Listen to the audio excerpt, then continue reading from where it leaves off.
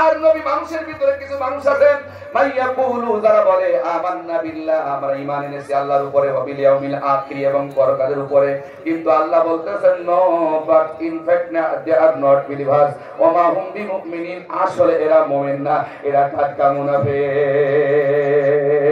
ইখাদিউন আল্লাহ ওয়াল্লাযিনা আমানু, এরা আমি আল্লাহকে ধোঁকা দেয়, আমার ঈমানদারদেরকে ধোঁকা দেয়।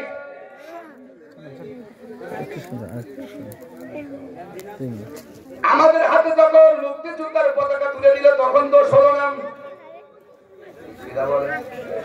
একটা তাফসীর মানে প্রকাশ করে দেওয়া, তাফসীর মানে ন্যাংটা করে থাকা, তাফসীর মানে প্রকাশ করে দেওয়া, স্পষ্ট বলা, তাফসীর মানে গোপন করা নয়, সব খোলা মেলা মানুষের সামনে প্রচার করা, এর নামই হচ্ছে তাফসীর।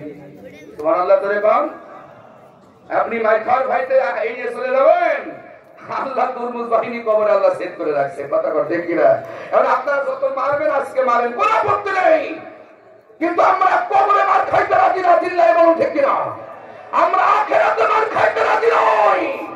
আল্লাহকে বলি আল্লাহ যত কষ্ট দিবা দুনিয়ায় দাও, যত ঈমান দিবা দুনিয়ায় দাও, আখিরাতে কি ঈমান দিও না, আখিরাতে আমাদের কষ্ট দিও না, কথা বলেন ঠিক কিনা? আমরা দুনিয়ায় ফাঁসির মঞ্চে মাথা ঝোলাই দিতে পারি, আমরা বছর পর বছর জেল থাকতে পারি,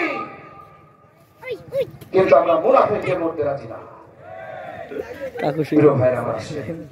ফিরে আসেন না, মুনাফিকি করেন না, দুই নম্বরই করেন না, আল্লাহর সাথে বেঈমানি করেন না।